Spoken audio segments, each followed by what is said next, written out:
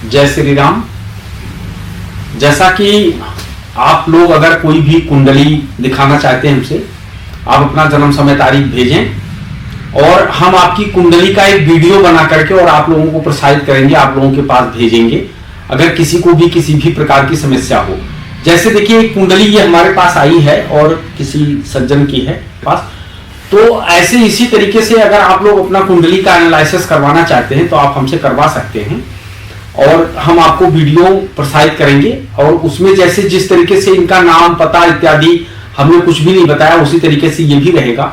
दरअसल देखिए ये कुंडली जो है ये एक तरीके से वृषभ लग्न की कुंडली है और इनके लग्न में ही चंद्रमा बैठा हुआ है और वृषभ राशि भी है। तो पीछे ये करीब 2-2.5 साल से काफी परेशान चल रहे हैं। सबसे बड़ा इनकी जो परेशानी का कारण है वो परेशानी का कारण ये है कि जब भी किसी के लग्न में चंद्रमा अगर बैठ जाता है तो चंद्रमा एक ऐसा ग्रह है जो कहीं भी किसी भी समय स्थिर नहीं रहता, वो अस्थिर रहता है। अस्थिर का मतलब वो चंचल और चलायमान रहता है और चंद्रमा को एक तरीके से हम मूवमेंट वाला ग्रह कहते हैं। जैसा कि और ग्रहों को किसी को 1 महीना, किसी को 27 दिन, किसी को 18 महीने, किसी को 12 महीने और किसी को तो यहां तक 2.5 साल तक एक घर के अंदर वो रहते हैं। लेकिन अगर चंद्रमा को देखा जाए तो चंद्रमा मात्र 2.5 दिन एक लगन में रहता है, उसके बाद विचरण कर जाता है क्योंकि सबसे फास्ट चलने वाला ग्रह है।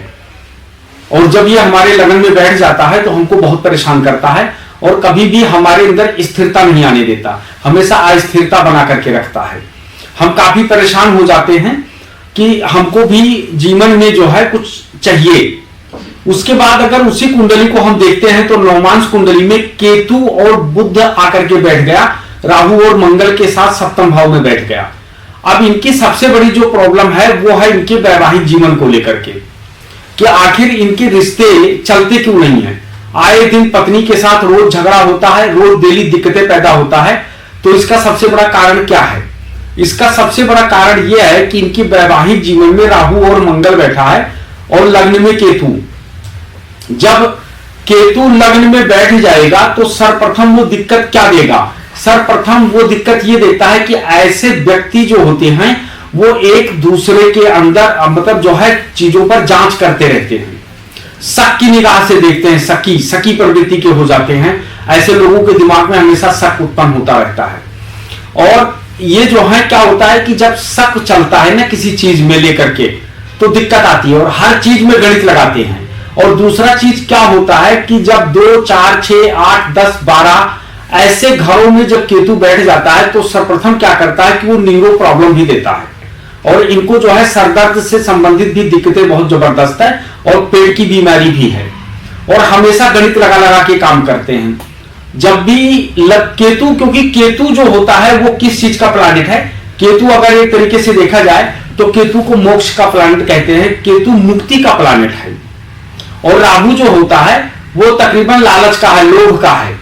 जो संसार में आप देख रहे हो कि बहुत कुछ करते हैं लोग, जो पैसे के पीछे भागते हैं, नाम के पीछे भागते हैं और बहुत सारी चीजों के पीछे भागते हैं, उनका सबसे बड़ा कारण जो होता है वो राहु ही होता है। तो यहां पर राहु ने इनके वैवाहिक जीवन को खराब कर दिया क्योंकि मंगल राहु के साथ बैठा है, इसलिए इनको ये बहुत दिक्कत पैदा करता है। जिस तरीके से छठे भाव में मंगल और राहु बैठ जाता है तो बॉडी में पेन पैदा कर देता है, यानी दर्द पैदा करता है।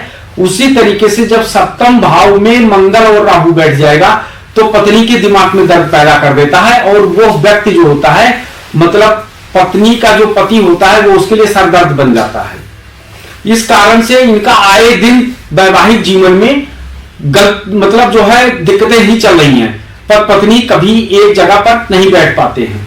दूसरी बात अगर हम देखते हैं तो सबसे पहली नंबर क्या आता है कि इनका जो लग्न का स्वामी है यानी शुक्र जो है वो बैठा हुआ है इनके छठे भाव में आकर के। और जब भी छठे भाव लग्नेश का छठे भाव में बैठना तो ऐसा भी लोग कह सकते हैं कि ऋण रोग शत्रु से ग्रसित हो सकते हैं या इस तरीके की चीजें। नहीं, ऐसा नहीं होता है। ऐसे लोगों के लिए वो खुद अपने आप में एक चैलेंज बन जाते हैं, खुद अपने आप में वो एक चैलेंज बन जाते हैं क्योंकि 3, 6, 11 जो ये घर होता है ये नर्क का द्वार कहा गया है। क्योंकि तीसरा नंबर जो होता है वो कामुकता का होता है, और छठा नंबर जो होता है वो क्रोध का होता है, और 11वां नंबर लोभ का होता है। तो ऐसे व्यक्ति का जब भी लगने छठे भाव में आता है तो ऐसा व्यक्ति हमेशा गुस्से में रहता है। अब चूंकि वृषभ लग्न की कुंडली है, तो अगर छठे भाव में शुक्र आया है तो इनको ऐसा क्या करना चाहिए कि जिसके करने से इनका मन भी प्रसन्न रहे, और साथ साथ में शुक्र जो है वो पत्नी ग्रह है, इनकी पत्नी भी सही रहे। सर्वप्रथम क्या होता है कि छठा भाव जो होता है वो सेवा का होता है। ऐसे लोगों को हमेशा स्त्री का सम्मान करना चाहिए। जो व्यक्ति स्त्री का सम्मान करेगा और महादेव की सेवा करेगा तो ऐसे लोगों को मानसिक शांति और प्लस जो स्त्री से संबंधित प्रॉब्लम आ रहा है वो दूर हो जाएगा, कभी भी उनको समस्या नहीं आएगी। लेकिन अब यही देखा जाए कि पंचम भाव को केतु भी देख रहा है। जब भी पंचम भाव को केतु देखता है तो पंचम हमारा संतान होता है, और ऐसे व्यक्ति को जो संतति की प्राप्ति होती है वो नर संतान की होती है,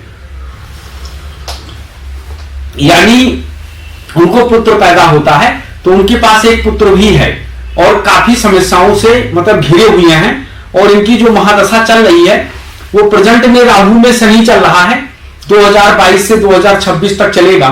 अब जैसा कि राहु को अगर देखा जाए तो राहु माया है और शनि कर्म है। ऐसे व्यक्ति को जो भी कर्म करना चाहिए वो ऐसा कर्म करना चाहिए कि जिसके अंदर मतलब जो है कि कैसे पैसे की आमदनी होगी, कैसे पैसे की प्राप्ति होगी। एक तो पहला नंबर ये चीजें, और दूसरा चीज अगर वो नौकरी करता है तो ऐसे लोगों को जो है विदेश की कंपनियों से जुड़ करके रहना चाहिए।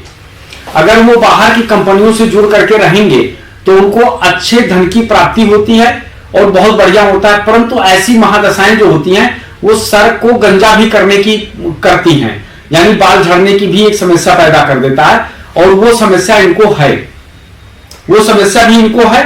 तो अभी इनको चाहिए कि 29 मार्च को शनि का परिवर्तन होगा। अभी जो शनि मतलब जो वृषभ राशि वालों की कुंडली में बैठा है वो बैठा हुआ है 10वें भाव में, यानी कर्म के क्षेत्र में बैठा हुआ है, और वहां से निकल करके वो आय के घर में जाएगा। तो शनि एक ऐसा ग्रह है कि जो व्यक्ति के मन के अंदर जो भी डिजायर से चलते हैं उनको वो अवश्य पूरा करता है।